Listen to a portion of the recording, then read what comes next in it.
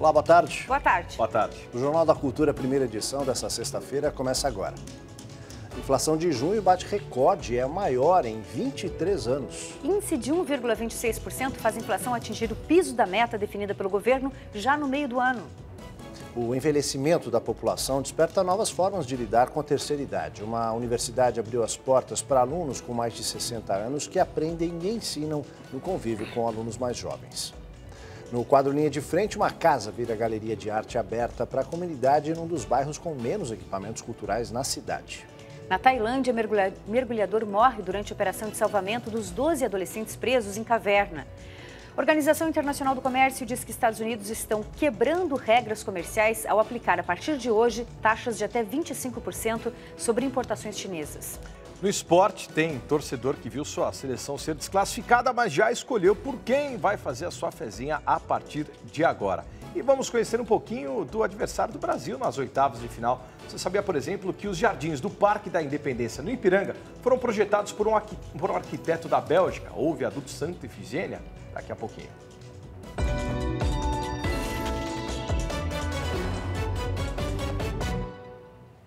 Um encontro de gerações movimenta uma faculdade de São Paulo. Alunos com mais de 60 anos voltam às salas de aula e são monitorados pelos jovens estudantes da graduação.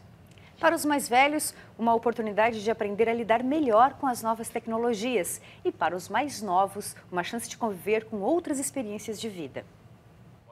Aqui, os monitores são mais jovens que os alunos.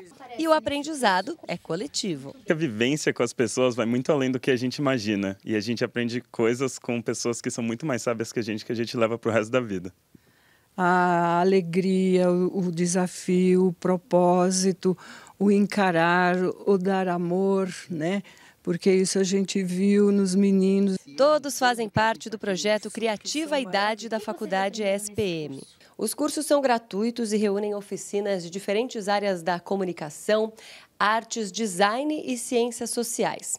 Na edição do primeiro semestre deste ano, o trabalho de formatura é nada menos que um programa de rádio feito dentro de um estúdio de verdade. Criativa Idade. Temos que conscientizar as pessoas para preservar o que restou e tentar recuperar o espaço perdido pela natureza. Só nos últimos 20 anos, dezenas de animais entraram em extinção. Natureza 60 mais.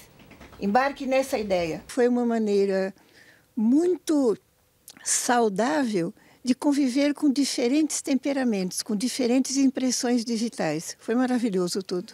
E depois de concluídas as aulas, o projeto segue com encontros mensais dos ex-alunos para compartilhar experiências e participar de outras iniciativas. Você não só revive coisas, né, como realmente aprende e apreende, né? Então, tudo que você vai levar daqui, você vai utilizar lá fora. A inflação oficial do país para o mês de junho é de 1,26%, a maior dos últimos 23 anos e a primeira vez desde janeiro de 2016 que o índice fica acima de 1%. A greve dos caminhoneiros, que refletiu na alta dos preços dos alimentos e combustíveis e também a conta de luz mais cara, foram as responsáveis. Somente a energia elétrica teve alta de quase 8%, praticamente o dobro da registrada em maio. Com isso, os números da inflação no Brasil avançam. No acumulado no ano, chega a 2,6% e em 12 meses, 4,39%.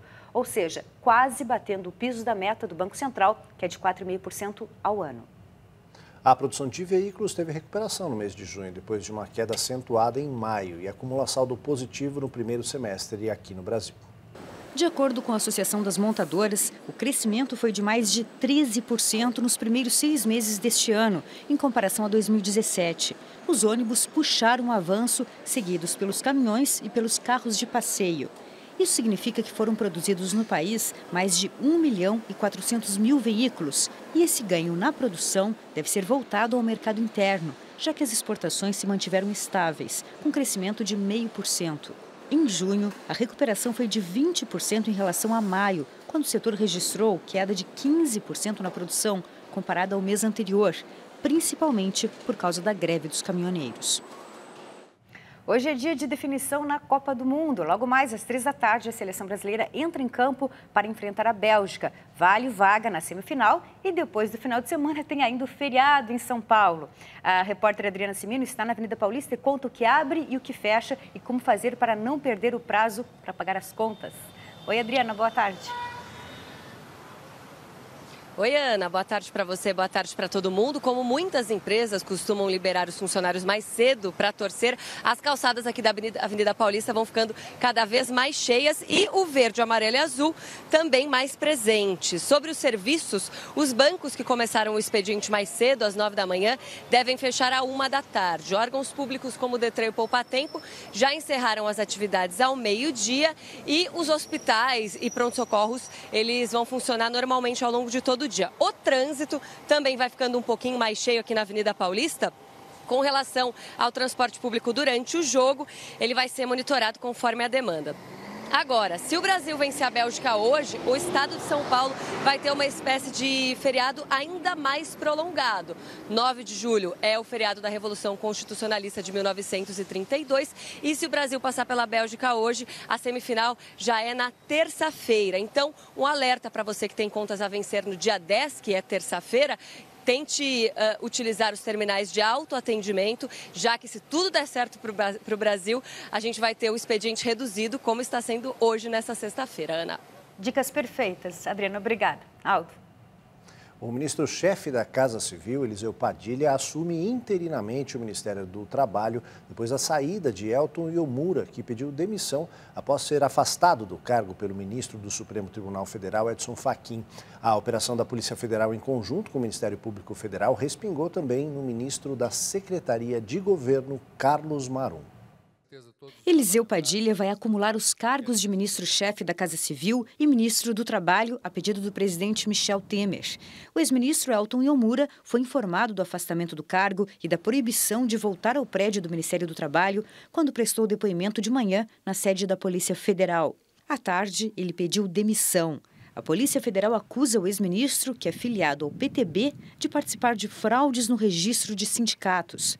Segundo os investigadores, o ex-ministro negou o envolvimento, mas não quis entregar as senhas dos celulares que estavam em seu poder. Elton Iomura assumiu o ministério há 3 meses, após a justiça impedir a posse de Cristiane Brasil, filha do presidente do PTB, Roberto Jefferson.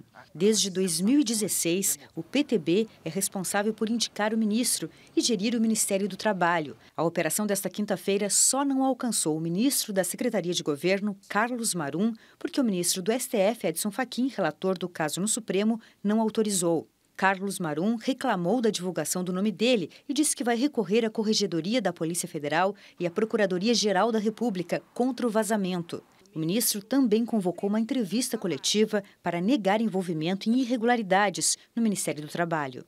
Infelizmente, o ato de rotina de encaminhar, através da minha assessoria, pleitos que me foram apresentados por sindicalistas de Mato Grosso do Sul, em reunião pública, agendada e divulgada, se transformou em motivo de enxovalhamento da minha honra.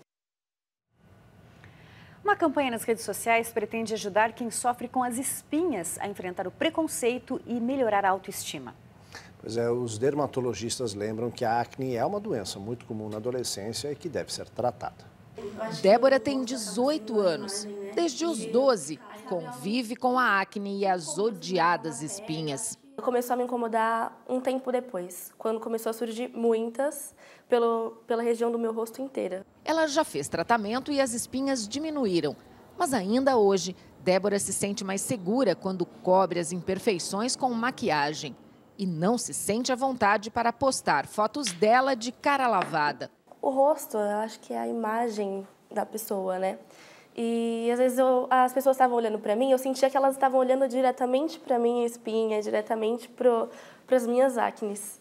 Era algo que me incomodava muito também. É para pessoas como Débora que a campanha Liberdade às Espinhas surgiu. Criada por uma fotógrafa e por uma modelo que também tem acne, o movimento pretende se juntar a outras iniciativas chamadas de positividade corporal. Traduzindo, aceitar cada um e a si mesmo com suas imperfeições. A modelo canadense, que conquistou a fama depois que aceitou seu vitiligo, é parte da inspiração desse movimento. Mais do que aceitar, gostar do que vemos no espelho ajuda na nossa autoestima e na capacidade de lutar contra o preconceito, seja ele qual for. Até aí a campanha é perfeita. Mas os médicos alertam que tanto o vitiligo quanto a acne são doenças que também precisam de tratamento. É comum você ouvir os pais, não precisa tratar porque isso é comum, isso é da idade. É comum, é frequente, mas não é normal, é uma doença. Quanto mais cedo o tratamento iniciar, melhores são os resultados. 80% dos casos de acne podem ser tratados com um arsenal importante, mas de medicações de uso tópico. Então, #Liberdade às espinhas com tratamento. E agora as últimas informações, direto da Rússia. Teve jogador que foi cortado, mas continua com o grupo. E a gente vai trazer as últimas informações com o Cid Ramos, da TV Brasil Central. Boa tarde, Cid. Boa tarde, Cadu. Boa tarde a todos. E na véspera de um jogo tão importante quanto esse, de daqui a pouco, contra a Bélgica em Kazan, a seleção brasileira recebeu ontem, no início da madrugada, aqui na Rússia, uma notícia nada agradável. O lateral direito Danilo se lesionou gravemente no tornozelo esquerdo e está fora do Mundial. Danilo pediu e a CBF concedeu a ele a possibilidade de ficar aqui com os outros jogadores até que termine a Copa. E hoje o Danilo divulgou numa rede social dele uma foto do filho Miguel, de 3 anos, com a seguinte inscrição: a foto do meu filho Miguel, de 3 anos, que me acompanha por todos os cantos do mundo, após o empate contra a Suíça, representa bem o que senti ontem, logo após me lesionar. Frustração, desilusão e algo de tristeza. Até parece que ele já previa. O Brasil está pronto. Não terá Casimiro, que está suspenso pelo 2º cartão amarelo. Fernandinho entra como titular. E na lateral esquerda volta Marcelo em lugar de Felipe Luiz. Agora é torcer por um grande jogo Brasil e Bélgica e que o Brasil vá à semifinal. Tá certo, nosso Cid Ramos lá de Sochi. Restaram 8 seleções na Copa, mas torcedores do mundo inteiro ainda estão na Rússia. Por isso eles se dividem em escolher para quem torcer. Vamos ver. Tem torcedor de seleção que nem foi para a Copa declarando amor ao Brasil. Esse aí, por exemplo, é de Hong Kong. Of course, Brasil. Eu torço para o Brasil, claro, porque na vida passada eu fui brasileiro. Dos 700 mil turistas que viajaram para a Rússia, muitos já voltaram para casa. Outros, já eliminados, tiveram que mudar o rumo da conversa. São nossos irmãos, são nossos irmãos. Eu espero que o título fique na América do Sul. Chega de europeus ganhando a Copa. Então, queremos que o Brasil ou o Uruguai ganhem. A seleção da Colômbia, aliás, já voltou para Bogotá. E mesmo com a eliminação para a Inglaterra nas oitavas de final, foi recebida com festa nas ruas. Já os mexicanos, eliminados pelo Brasil nas oitavas de final, parecem não ter digerido a derrota. Creemos que França pode ser um grande candidato. Estamos torcendo para a França, porque o time deles está forte e eles mostram um bom futebol. Das 32 seleções que disputaram a primeira fase da Copa do Mundo, apenas 8 permanecem na competição e o Brasil concentra a maior torcida. Há quem arrisque alguns palpites para explicar esse fenômeno. O Brasil é cativante. As pessoas tendem, pela história, a acompanhar o Brasil, gostar do Brasil. Especificamente quando você fala de futebol, então eu acho que as pessoas estão aí, prestigiando. Se antes, lá no começo, esse pessoal estava espalhado por 12 sedes, agora eles estão mais juntos. Os 8 jogos que faltam até o final da Copa serão disputados em apenas 6 estádios. E se falta ânimo para quem chorou uma eliminação, os voluntários russos se esforçam para manter o pique lá em cima. As mulheres negras e da periferia são as pessoas com menos acesso à cultura na capital paulista. Uma pesquisa da Rede Nossa São Paulo revelou que a cidade ainda oferece poucas opções para quem mora longe e não pode pagar por arte e cultura. São Paulo tem uma quantidade infindável de shows, peças, eventos, objeto de desejo de turistas de todo o país. Mas quantos moradores da própria cidade desfrutam desse cardápio cultural? Segundo a pesquisa, 1 em cada 4 paulistanos não frequenta nenhum tipo de atividade cultural. São quase 2,5 milhões de pessoas excluídas, principalmente as mulheres negras com baixa renda e baixa escolaridade. Você consegue verificar que muitos problemas sociais se encontram. A gente sabe que são as mulheres que vivem, as jovens que vivem na periferia, que tem uma porcentagem de gravidez na adolescência muito grande. 22% das jovens nessa idade, até 18 anos, estão grávidas na periferia de São Paulo. Ora, isso tem muito a ver com oportunidades, com escolaridade, com questões de cultura. Ainda segundo a pesquisa, o cinema é a atividade mais procurada. 68% dos paulistanos vão ao cinema, em média, uma vez por mês. No outro extremo da pesquisa estão as bibliotecas, a atividade cultural menos procurada. Apenas 35% dos paulistanos têm o hábito de circular por esses corredores. O nosso imaginário de biblioteca pressupõe que biblioteca é um local onde você deva ir só para estudar, ou mesmo que você deva ir só para ficar em silêncio. Então, esse imaginário de biblioteca não contribui muito para que as pessoas se mobilizem a frequentar espaços de biblioteca, de leitura. A Biblioteca de São Paulo mostra que isso pode mudar. Instalada no meio de um parque, o Parque da Juventude, no terreno onde antes funcionou o presídio do Carandiru, ela conseguiu se aproximar das pessoas, abrindo a oferta de serviços. Porque biblioteca é lugar de ler, mas também é um espaço público para muitas outras coisas. Eu estou aqui fazendo inscrição para concursos, para currículo, e para mim é isso, é oportunidade. Eu vim aqui por questões da informática, que eu apanho muito. Eu, com a minha idade, a gente demora. Os filhos ensinam uma vez, depois você não pega. Então eu vim aqui para não ficar toda hora enchendo a paciência de filho, neto. Eu venho com a minha filha pequenininha, né? Então ela se diverte aqui. Aí ela tenho criado gosto nela de leitura, né? Então agora ela sai. Quando fala biblioteca, ela já vem correndo, feliz da vida. Agora a gente vai para o nosso quadro Linha de Frente nesta sexta-feira, no bairro do Grajaú, na zona sul de São Paulo. Distante cerca de 30 quilômetros da região central, onde se concentra a maioria das galerias de arte. Esse bairro é carente desse tipo de equipamento cultural.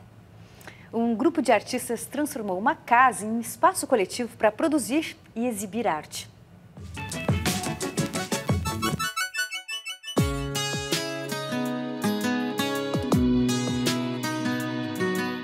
Eu sou o Aiko e sou artista, muralista, grafiteiro.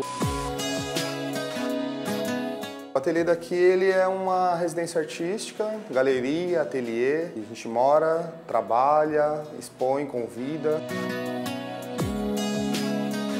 E a gente sentia a necessidade de ter um espaço de galeria mesmo, um espaço que apresentasse o trabalho dos artistas, que recebesse alguns outros coletivos daqui da região, incentivando mesmo assim como um centro cultural. Quando a gente pensa em um bairro de periferia, a gente nunca imagina que vai ter uma galeria de arte, né, um espaço assim. E a gente percebe bastante assim esse movimento dos vizinhos assim com o ateliê, porque eles ficam curiosos, né, o que está acontecendo, porque geralmente passa e está acostumado a ter um lance, né, de ver comércios e tal, e aí de repente vê um espaço diferente, que tem uma apresentação de arte, que está acontecendo alguma coisa musical. É mais divertido, entendeu? Você morar no bairro que tem várias coisas para você conhecer. E é bacana porque dá, né, acessibilidade para a galera que não consegue se deslocar para ir até uma galeria numa região mais central. E a gente entende também que a arte ela não fica presa só dentro de 4 paredes na galeria. E a gente vai para as ruas também para poder ampliar esses espaços, esses olhares. É um grande mural que chama Mural Daqui. A gente fez junto com a Secretaria Municipal de Cultura. São 3 artistas que pintaram esse painel, um total de 80 metros de muro. Um espaço que antes era morto, não tinha vida, agora tem uma grande vibração, né? E a gente consegue realmente que as pessoas, que mude o dia das pessoas, né? Que essa obra consiga transformar a vida de cada um aqui que passar.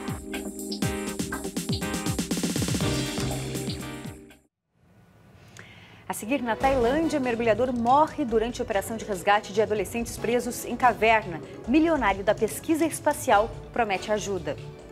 E como os belgas se preparam para torcer em terras verde e amarelas. A gente volta já.